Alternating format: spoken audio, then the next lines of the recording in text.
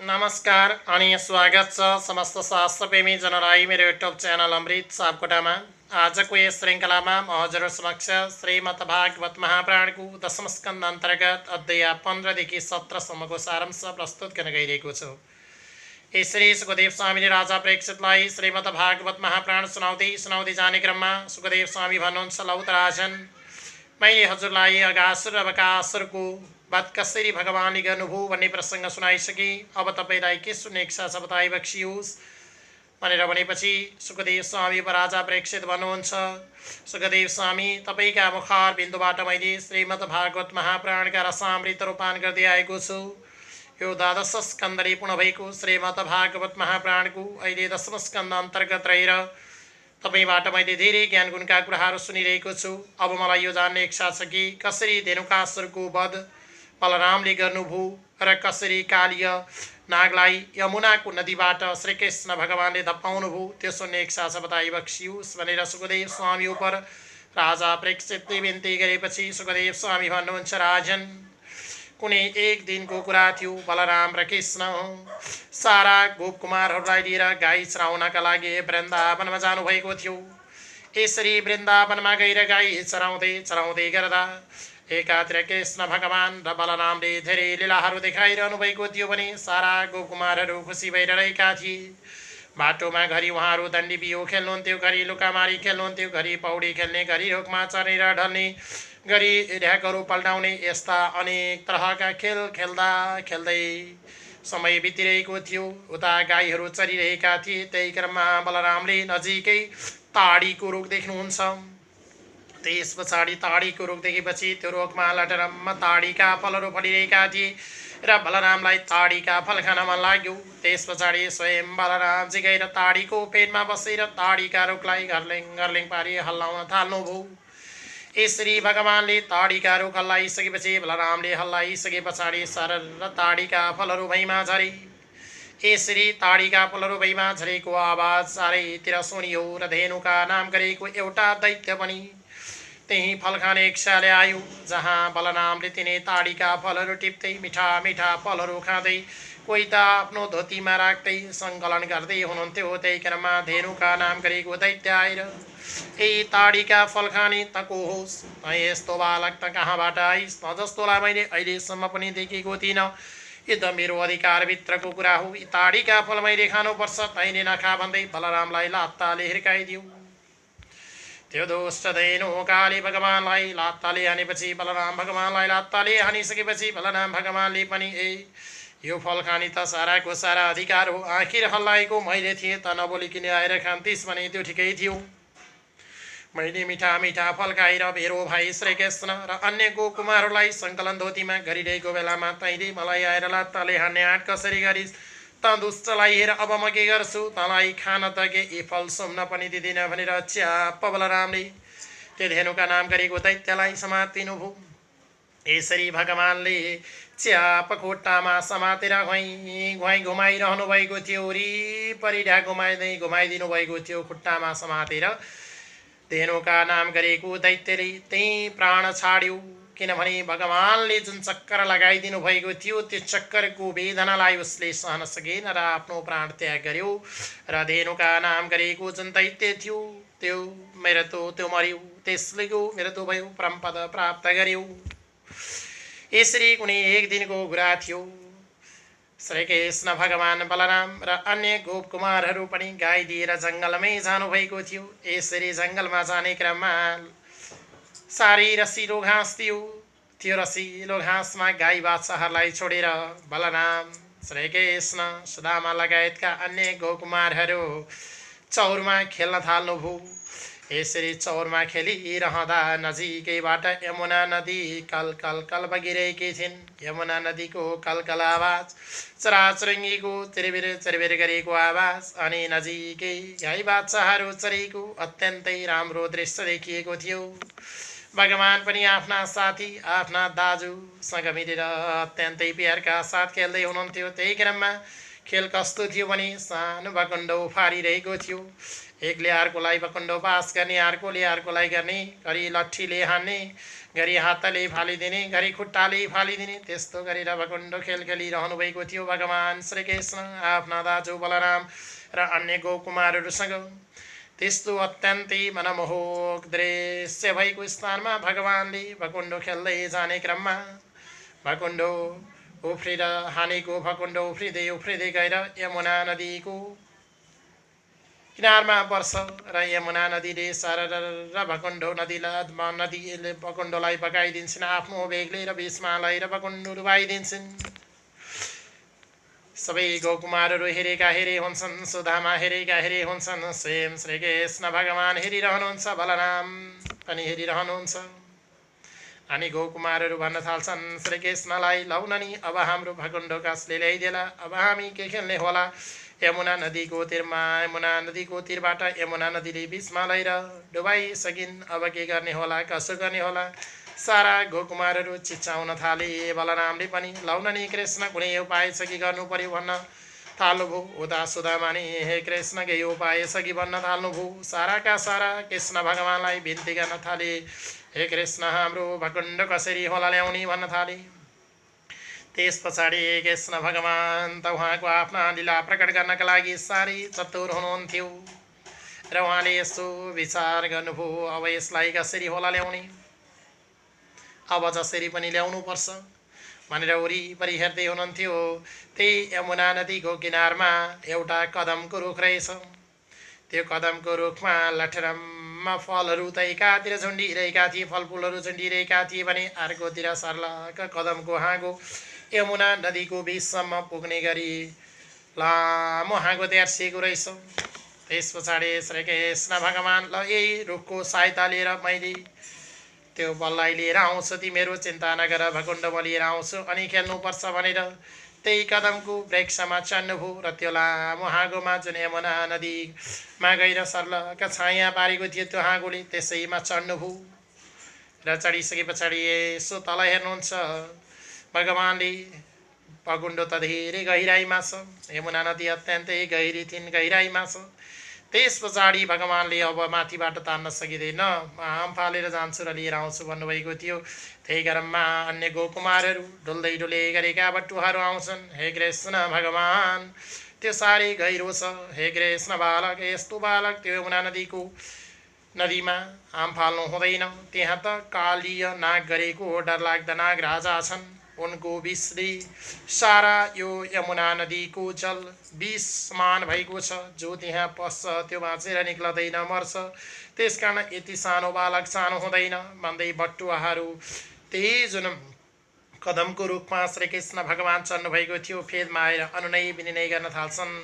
ए बालक यस्तो यमुना नदीको तीरमा यमुना नदी अत्यन्तै गहिरी छन्, त्यसमा आम फाल्नु उपयुक्त छैन, त्यो त्यो भकुण्डो फेरि अर्को ल्याए हुन्छ, कुनै अर्को तर्फबाट त्यसको व्यवस्था गर्न नजाऊ बाबु नझर नझर भनेर साराका साराले बिन्ती गर्न थाले।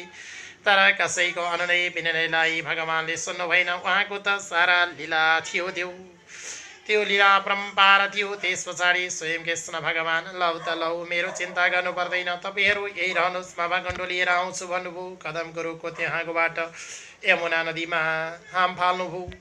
यसरी यमुना नदीमा आम फाल्दा बित्तिकै भगवान श्रीकृष्ण अदृश्य हुनुभयो, यमुना नदीको गहिराइमा पुग्नुभयो, बाहिरबाट देखिन छाड्यो।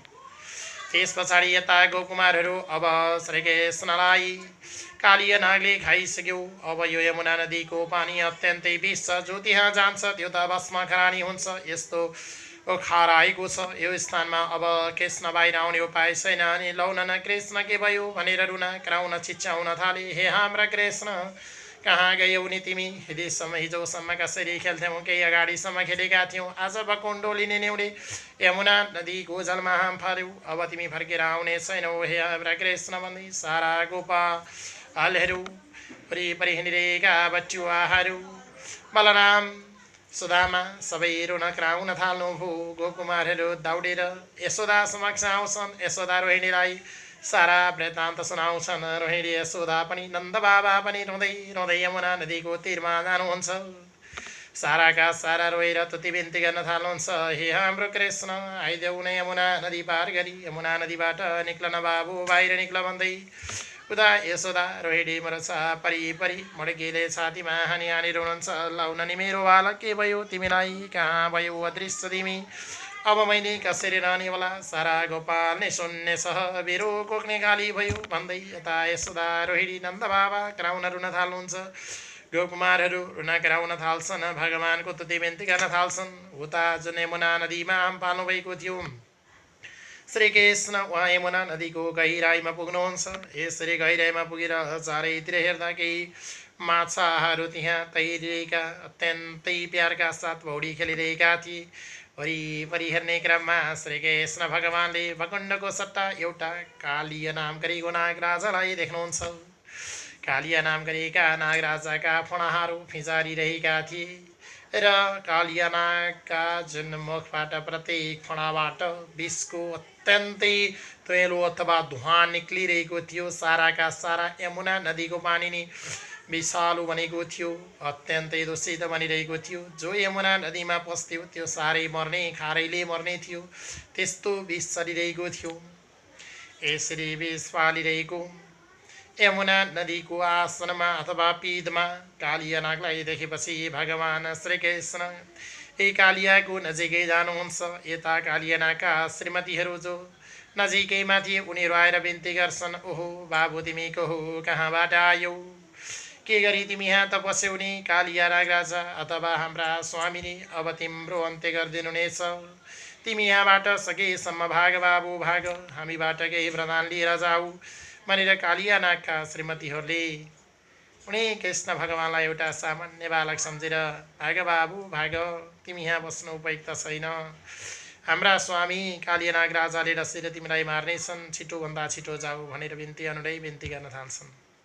श्रीकृष्ण भन्नुहुन्छ, म केही गरी भाग्नु पर्ने छैन, म डराउनु पर्ने छैन, तिम्रै स्वामी राजालाई शान्त पार, तिम्रै स्वामी राजालाई कसरी जोगाउनुपर्छ जोगाऊ, म भाग्नु छैन भन्दै श्रीकृष्णले भन्नुहुन्छ। कालिया नाग पत्नीहरू भन्छन्, बालक तिमी यहाँ बस्नु उपयुक्त छैन, यस्तो सामान्य बालक, तिम्रो ओठमा दुध नै चल्यो भने दुध आउँछ, यस्ता दुधी बालक तिमी यहाँ कसरी बसेका छौ, हाम्रा पति अहिले रिसाउनु भयो भने कालिया नाग रिसाइसकेपछि तिमीलाई एकै घाँसमा खाइदिनु नै छ र तिम्रो प्राण जानेछ बाबु, तिम्रा माता पिता रुँदै होलान् कराउँदै होलान्, कहाँ छ जान सक्छौ, जाऊ जाऊ नजाऊ बालक जाऊ भन्छन् कालिया नागका पत्नीहरू। श्रीकृष्ण भगवानले भन्नुहुन्छ, म जानुपर्ने छैन, म सामान्य बालक भए पनि म सामना गर्न सक्छु भनेर उहाँलाई त सामान्य बालक देखेका थिए कालिया नागका पत्नीहरू, तर भगवानका अंशावतार हुनुहुन्थ्यो त्यो कुरा के थाहा। त्यति भनिसके पछाडि भगवान कृष्ण बाहिर निक्लन मान्नु भएन। यसो नजिकमा हेर्दा कालिया नागले सारा यता आफ्नो श्रीमतीसँग बोलिरहेको बालकलाई देखेपछि आफ्ना फणाहरू फिजार्दै आयो, ओहो कुन बालक आयो, कसलाई चाहियो काल, आज किन आयो यमुना नदीको यो जलमा, जो आउँछ म त्यसलाई खान्छु, मेरो आहार हो यो, यमुना नदी सिङ्गो मेरो हो र यसमा आइसके पछाडि कुनैको पनि प्राण फिर्ता जानेवाला छैन, कुन हो यो बालक भन्दै कालिया नागले फणा फिजार्दै फणाबाट विषको तैलो अथवा त्यो धुवाँ जस्तो विष फाल्दै अत्यन्तै जललाई नै दूषित बनाएर पुरै विषले खिएर जाने गरी विष फाल्दै फाल्दै श्रीकृष्ण भगवान भएतिर लम्कदै आयो। यता कालिया नागका पत्नीहरू भन्छन्, जाऊ न बाबु जाऊ, तिमी बाहिर निक्ल, हाम्रा पतिदेवले तिम्रो अन्त्य गरिदिनेछन्, तिम्रो प्राण बचाऊ। तर श्रीकृष्ण सामान्य बालकको रूपमा लिएर त्यहाँ गए तापनि हुँदैन, तिम्रा पतिलाई बचाउने प्रयास गर, बरु मलाई केही गर्नु पर्दैन, म केही डराउँदिनँ, म यहाँबाट निक्लनु पर्ने छैन भन्नुहुन्छ कृष्ण। त्यस्तो बालकले त्यो भनिरहेको सुनिसकेपछि कालिया नागले, है आजसम्म मसँग सामना गर्न आउन सक्ने सामर्थ्य कसैको पनि थिएन, यो रहेछ, अब तँलाई म छाड्दिनँ भनेर फणा फिजार्दै फिर्दै फ्वा गर्दै श्रीकृष्ण भगवान माथि चाहिँ लाग्यो। श्रीकृष्ण भगवान पनि कालिया नागसँग लड्न थाल्नुभयो। लौ त आइजा, तैँले सक्छस् कि मैले सक्छु, के रहेछ तेरो लीला, के रहेछ मेरो लीला, देखला सरसल्ला भन्दै श्रीकृष्ण लड्न थाल्नुभयो। लडिसकेपछि कालिया नाग पनि आफैमा डर लाग्दो थियो। कालिया नागले प्रत्येक फणाले प्रत्येक अनुहार गति जुन फडाहरू बिचारिएका थिए ती फडाले ठुम्न थाल्यो श्रीकृष्ण भगवानलाई। यसरी श्रीकृष्ण भगवानलाई गालिया नागले ठुम्दै 20 प्रहार गर्न थाल्यो। त्यो चोटलाई सहन नसकेर स्वयं श्रीकृष्ण भगवान पनि अचेतनो भौ र पल्टिनु भौ। यसरी अचेत अवस्थामा श्रीकृष्ण भगवान पल्टेपछि कालिया नागले आफ्नो सारा शरीरले फनक्क बेरिदियो, साह्रै चोट पुर्यायो। अचेत अवस्थामा श्रीकृष्ण भगवान पल्टिनुभयो। उसले आफ्नो शरीरले बेरेर श्रीकृष्ण भगवानलाई चिरिपे पार्यो। टाउको मात्रै देखियो कृष्ण भगवानको, केही उपाय चलेन। यता बाहिर यमुना नदीको किनारमा नन्द बाबा, यशोदा, रोहिणी लगाए सारा गोकुमारहरू कृष्ण भगवानका दाजु हो बलराम पनि रोँदै कराउँदै बसेका थिए। भगवानको स्तुति बिन्ती गर्दै थिए, लौ नि कृष्ण आऊ, कहाँ गयो मेरो बालक, के भयो? यमुना नदीको यो जलमा अदृश्य अवस्थामा पुग्यौ तिमी, अब कहाँ भेट्टाउने होला, कहाँ खोज्ने होला भनेर रुँदै थिए। यता गाई बाछाहरू पनि श्रीकृष्ण भगवानलाई नदेखेपछि बा गर्दै कराउँदै पुछारो चाल्दै यताउति हिँडेका थिए। सारा प्रलय भए जस्तो बाहिर कम्पैमान हुन थाल्यो। भित्र चेष्ट अवस्थामा रहनुभयो श्रीकृष्ण भगवान। केही समयपछि उहाँ बिउतेर चेष्ट अवस्थामा आइसकेपछि श्रीकृष्ण भगवानले आफ्नो सारा योग बललाई लिएर त्यही कालिया नागको फणामाथि चढ्नुभयो र फणामा ट्याक्क गुचेर कालिया नागलाई अठाइदिनुभयो। त्यस पछाडि फणामा चढेर कालिया नागलाई श्रीकृष्णले अठाइदिइसके पछाडि कालिया नागले रगतै बमन गर्न थाल्यो। अब उसको शक्ति सकियो। भगवानले त आफ्नो लीला प्रकट गर्न थाल्नुभयो, आफ्नो शक्ति देखाउन थाल्नुभयो। केही समय लडिदिनु भएको थियो कालिया नागसँग। उसले जित्दै भनेको थियो, सारा मक्क भएको थियो, जुन बालक आए पनि मैले छुट्दिनँ, मसँग लड्ने कसैको सामर्थ्य छैन भनेर आफ्नो घमण्ड देखाउँदै थियो कालिया नागले। यता भगवानले आफ्नो शक्ति देखाइदिइसके पछाडि कचका फणामा भगवानले कुच्दिनु भएको थियो। कालिया नागले रगतै बमन गर्न थाल्यो। ओहो, सारा रगतै बमन गरेको देखिसकेपछि यमुना नदीको जल नै रातो हुन थाल्यो। रगतै रगत बमन गर्यो। त्यो देखेपछि नागपत्नीहरू भन्छन्, हे बालक, तिमी त सामान्य रहन्छौ, कुनै भगवानका स्वरूप हो कि तिमीमा केही न केही शक्ति छ। हाम्रा श्रीमान उप क्षमा गर, हामीलाई विधवा नबनाइदेऊ, हाम्रा पतिको रक्षा गर पो भन्छन् है बल्ल नागिनीहरू। पहिला तिनी नागिनी हुन्, जाउका जाऊ, हाम्रा पतिदेवले भेट्टाए भने तिमीलाई छाड्दैनन् बालक, तिमी यहाँ नबस्छ, जाऊ जाऊ भने लखेटिरहेका थिए।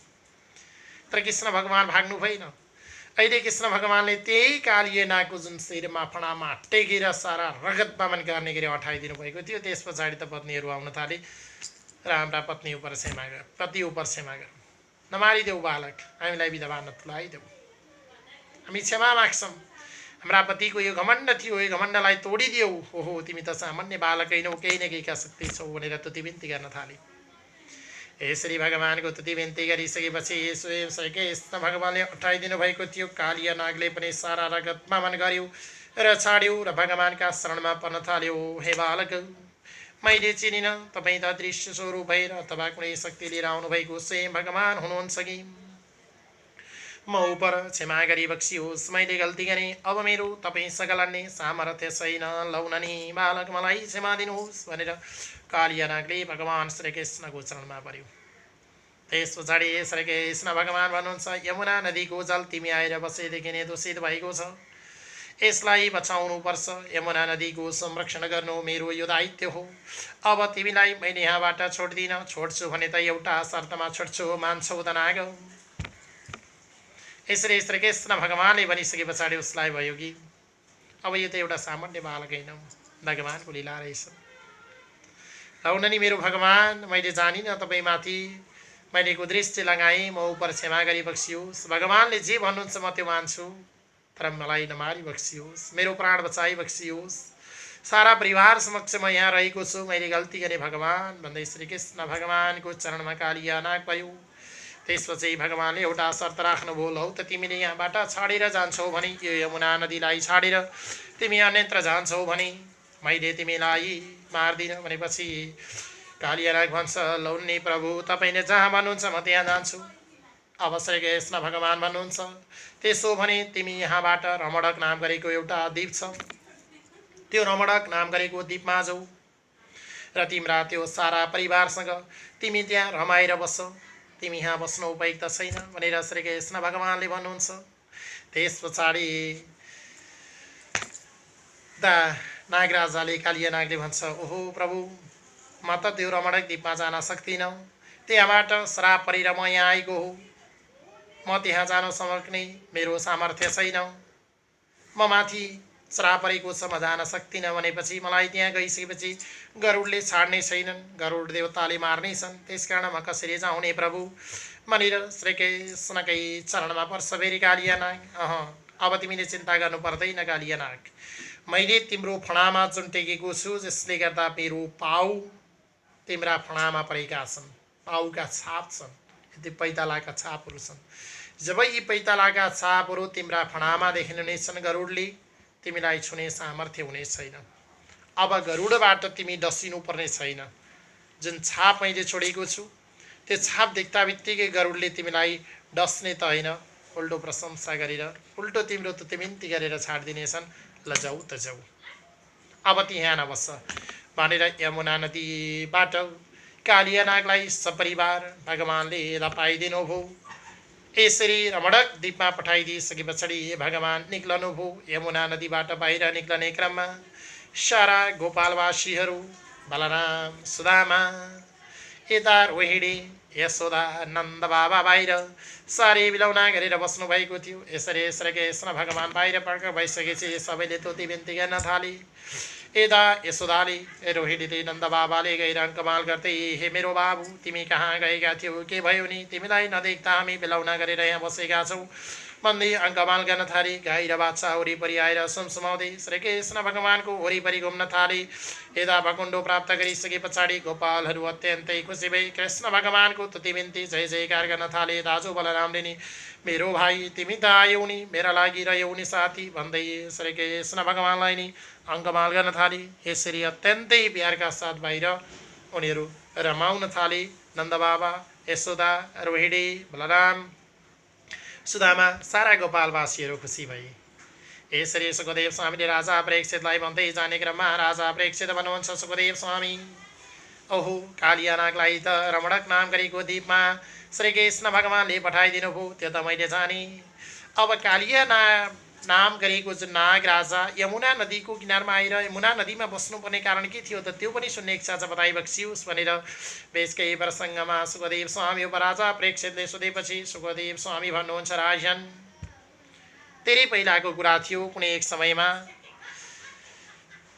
गरुडले एउटा यस्तो निर्णय गरेको थियो कि दैनिक रूपमा 51टा सर्प मेरो आहार बनेर कुनै एउटा निर्दिष्ट स्थानमा आउनुपर्नेछ भनेर एउटा निर्णय गरिएको थियो र गरुडलाई आहारा बन्नका लागि प्रत्येक दिन 51टा सर्पहरू जाने गर्थे।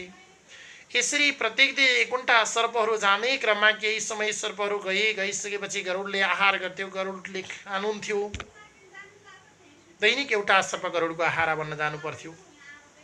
यसरी केही समय गइसकेपछि त्यही कालिया नाम गरेका जो नाग राजा थिए, उनी पनि त्यही स्थानमा थिए, त्यही रमणक द्वीपमा थिए। त्यही रमणक द्वीपमा रहने क्रममा जति सर्पहरू गरुडको आहार बन्नका लागि जाने गर्थे, पालो लगाएर जाने गर्थे, त्यो कालिया नागले त बिचमै अब गरुडको आहारा बन्न जानु पर्दैन, निर्दिष्ट स्थानमा पुग्नु पर्दैन, अब तिमीहरू मथीमा आउनु भन्दै आफ्नो घमण्ड देखाएर त्यो सर्प पुग्नुभन्दा अगाडि नै बाटोमा छुप्दै आफैले आहार गर्न थाल्यो कालिया नागले। यसरी जो उसका लागि गरुडका लागि आहार बनेर जाने गर्थे, बाटोमा छुप्दै कालिया नागले खाँदै गर्थ्यो। यसरी आफूले खाइदिइसके पछाडि त उता गरुडको आहार त पुगेन, आउला आउला आउला त आउँदैन। त्यस पछाडि गरुडले यसो विचार गरेर खोज्दै गरुड उडेर आउने क्रममा त कालिया नागले खाइरहेको छ आफ्नो आहार। त्यो देखेपछि गरुडलाई अत्यन्तै रिस उठ्यो र गरुड च्याप भुइँमा झरेर कालिया नागलाई आफ्ना पखेटाले झापड हान्न थाल्यो गरुडले। यसरी जब गरुडको झापड लाग्यो कालिया नागलाई, घाइते अवस्थामा छटपटिँदै अत्यन्तै डरले थत्तर काम्दै त्यहाँबाट कालिया नाग भागेर दौडिँदै यमुना नदीको रहरमा आई फस्यो। यमुना नदीको त्यो तालमा जुन यमुना नदी बगिरहेकी थिइन् कलकल तरिकाले, त्यही यमुना नदीमा आएर बस्यो। र यमुना नदी सम्भवताबाट लखेट्दै आएका गरुड यमुना नदीमा प्रवेश गर्न सक्ने अवस्था थिएन, किनभने त्यहाँ उनलाई फेरि सौभरी नाम गरेका ऋषिको श्राप परेको थियो। यदि गरुड आएर यमुना नदीमा प्रवेश गर्छ भने गरुडको मृत्यु हुनेछ भनेर सौभरी नाम गरेका ऋषिको श्राप परेको थियो। त्यसकारण गरुडको सामर्थ्य थिएन यमुना नदीमा प्रवेश गर्ने। यसरी यमुना नदीमा गरुड प्रवेश गर्न सक्दैन भन्ने थाहा पाएर कालिया नाग गरेको नागराजा आएर त्यही यमुना नदीमा बसेका थिए, जसले गर्दा गरुडबाट बचेको आफ्नो विषलाई छाडेर साराका सारा यमुना नदीको पानी नै दूषित गराएको थियो कालिया नागले भन्दै सुखदेव स्वामीले राजा प्रेक्षितलाई बताउनुहुन्छ। ओम नमो भगवते वासुदेवाय नमो। जय बोलो श्रीमद् भागवत महापुराण को। ओम नमो भगवते वासुदेवाय।